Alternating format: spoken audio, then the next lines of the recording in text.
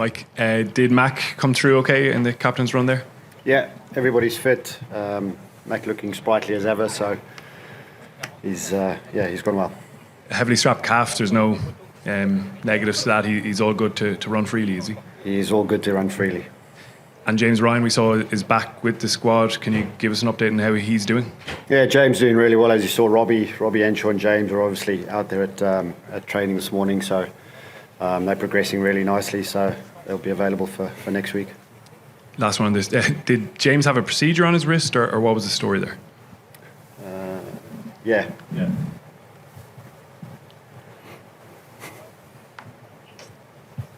Question? At the back? Finito.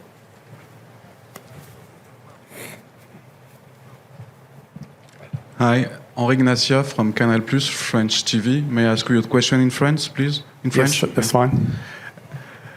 Une question pour les joueurs. Comment est-ce que vous abordez ce quart de finale en sachant que l'Irlande n'a jamais réussi à passer ce cap de la compétition?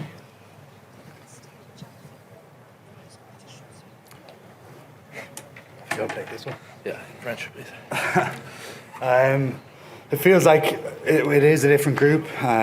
Feels like quite a long time since the last one. There's obviously neither of us were there the last time. There's been a lot of experience over the last 3 or 4 years with this group. We've built a lot of confidence through those experiences, through some pretty big wins. New Zealand last year, New Zealand at home, South Africa. It's been quite a big journey with this group, and along that, through the coaches, through our plan, through the players' ability and our want to get better, there's a lot of belief that's been built in this last period. So we're drawing on that and not looking back too much further. I'm sure some of the more experienced older guys might take some things as well, going back even longer. But the last 3 or 4 years has been an unbelievable journey for us, and there's a lot of belief and confidence that have come from that. Okay, gentleman over here. That's right. Mike, in the whatever months since the series last year, what have you seen in the All Blacks' progression, and having done really well in attack against them last time? What kind of improvements have they made in defence, and what sort of a challenge is it for you guys to break them down on Saturday? And I think what we've seen is the good All Blacks of old, really, of New Zealand of old. They exceptionally dangerous ball in hand. I think Joe's definitely brought a physicality at the breakdown and their ball carrying. Obviously, it was something that Joe was massively passionate about with Ireland as well. So, especially in the wide breakdowns, Ricky Aoni, these guys are big guys, and they put a lot of pressure in those areas. So it's making sure that we match them physically, but being technically good on the same breath. But across the board, they've got a hell of a lot of experience, even coming off the bench. Sam Whitelock, these guys that have got hundreds of caps really. So they're very experienced side, and they know exactly what they need to do to win these big occasions. So it's going to be a great test match, and we're looking forward to it, obviously. Okay, gentleman here on the left. Dan, how are things? Just a follow-up to the question that I think Caelan was asked. Because the two of you guys haven't been there in 2019, is there a fearlessness that comes with that you haven't had maybe the baggage that other guys have had? Yeah, I think it's, as Caelan said, it's a completely new squad. Our mindset is different. I think, I obviously have no experience of earlier squads, but that probably the more experienced lads have shared their thoughts on it. But I think it's just, you treat it like another game. It's knockout rugby, but I think you can build these games up as much as you want, but it can end up affecting you if you give it too much attention.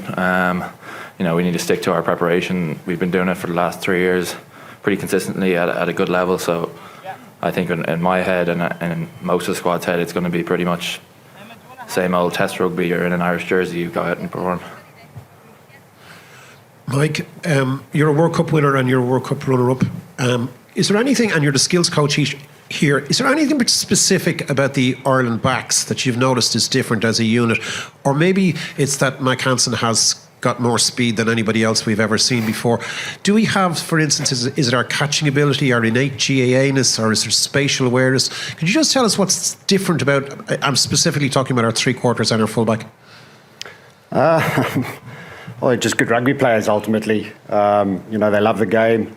But I think what we've shown over the past 3-4 years is the togetherness of the backs, and the forwards as a team really. our togetherness is huge, and we fully understand what we're trying to achieve. The players fully understand what they need to achieve or want to achieve, and now it's up to them to go out and perform and make sure that happens. But all different types of backgrounds, Gaelic, whether it's Aussie rules for a Mac or something like that. But ultimately, they're nice and calm, and the decision making has been very, very good recently. So that's what we sort of base it on, is being calm enough to make the right decisions, and the skill becomes easy. Okay, TVNZ at the back here. Mike up the back in the cheap seats. Did you guys have a team photographer at the All Blacks training run yesterday? If so, is that something you normally do? You'd have to. Sorry, I wasn't part of that. So, but it was did open. we? It was open, so I assume you're allowed for the first 15 minutes, like anybody. I don't know. Allowed in theory, but Yes. The rules say yes. As long as they're standing with the rest of the photographers as a non-right sort of photographer, they can. So you did have someone there or not? no, I don't know. You don't know? Don't know. Okay. The agency could have been there working. Just quickly, Mark Talia dropped for the game through disciplinary reasons. How surprised are you by that? Is that something this Irish team would do as well?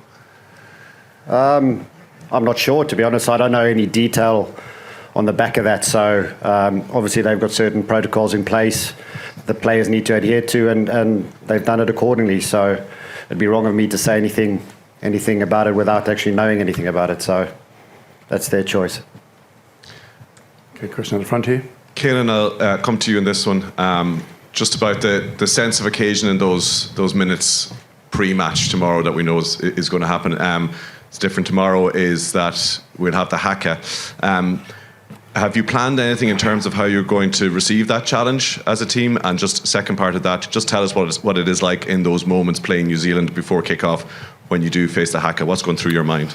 There'll be excitement, there'll be a lot of nerves.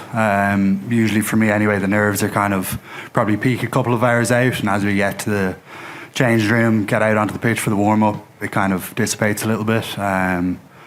But yeah, in the few minutes there'll be nerves, there'll be excitement, there'll be kind of an eagerness to get stuck in. In terms of the Haka, we'll probably do what we've done quite a bit in terms of the 10-metre line and maybe flirting with that a little bit. But no, looking forward to it big time. Okay, question here. Mike, Caelan spoke about the journey this side have been on over the last 3 or 4 years. Do you feel like as a squad, as a coaching unit, that you've done everything you can do, ticked off every box along the way to be ready for this moment tomorrow night? We'll find out in the result, won't we, really, ultimately. But listen, it's been an amazing journey. The boys have been incredible, and where we've come from, where they've come from, where we've got to, how we've learned as a group of coaches as well. We've put in some really big performances, and it's moments like tomorrow night that we need to step up and perform again. So we're massively proud of it. It doesn't mean that you're going to win a game.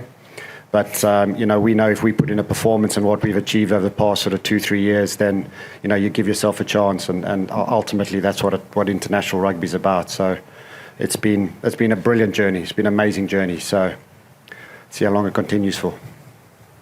Okay, Reuters at the back. Yep, thanks. Apologies if I missed this earlier. I was a little late. But obviously, a whole lot more on the line tomorrow. But if you win, then that equals the top-tier record for winning streaks. Does that mean anything at all to the group? Does it prove anything, Mike, or any of the players? To be honest, no. It's never spoken about in our sort of circle. So stuff like that is, it's like world rankings, all that sort of stuff. It doesn't really come into the equation. It's about us and a performance that we need to be proud of. Dan, Caelan touched on all the games and you've been through the wins and all that sort of stuff. How valuable do you think the win over England in the Grand Slam decider, with everything that came with it on that day, at home, the history, the crowd, and the fact that you guys had to kind of overcome a fairly anxious first half, how valuable do you think that experience is going to be tomorrow? Yeah, I think, those sort of games where it's win or die, extremely valuable. You got to go out and perform. That probably wasn't our best game at all. We took a good review from that game, and we saw a lot of areas that we could have improved on, but when it comes down to it, you just have to figure out how to win the game. And if tomorrow goes to the end, or we have extra time or anything, you got to just make sure that you win the game. And there's obviously a few plans in place to make sure that we don't get to that point, and we hope that we're in a position that we don't have to scramble or that we perform on the day. But I think looking back on those sort of hard times where we didn't perform but then come out on top is valuable. Yeah. Okay, gentleman over here on the right. Hi, excuse me. Hi, Don. There's a lot of talk about next moment focus. You scored a try within a couple of minutes of being toppled over an advertising hoarding last week. How is that an example of it, and how easy is it to reset when there's a frustration, but to reset and go again, and I guess exact your retribution that way? Yeah, it's something we put a lot of focus on. Obviously, don't get thrown over at first, but then he was delighted with it. It went viral, got him a few thousand followers. He was buzzing. Kind of, yeah. But no, we talk about sort of resetting, getting back to neutral a lot. It's been a big part of our squad.